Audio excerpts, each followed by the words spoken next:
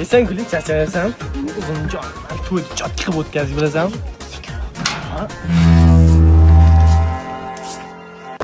Dada? Dadasi qamalganini aytmagansiz-ku? Hammasi tez bo'lib ketganda. Issiq ovqat yemaganimga yamancha bo'lib ketuvdi.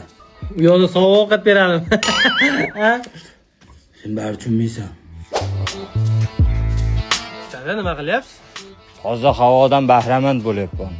Molxonani oldidami? Aytdim o'zim, bir necha narsani kelyapti. Shuncha mehnat qilib boqqan ho'kizlarim qani? To'yga sotdik dada. Va shuncha ho'kiz bitta qo'ydi deb jalka ketibdi-da. Ha? Ba, shu narsa. Onang qani? Onam sizni kutdi. O'ldimi? Yo'q, xolam uyga ketdi, ertadan qaytarkanlar. Nima yig'layapsan aka? Yozartyapman, ko'rmayapsizmi? Odam mehnat qilish kerak. Yomon ish qilish kerak emas. Yomon ish qilib men nima ko'rdim men? Mehnat qilish kerak. Sport bilan shug'ullanish kerak. Mehnat qilgan odam charchamaydi.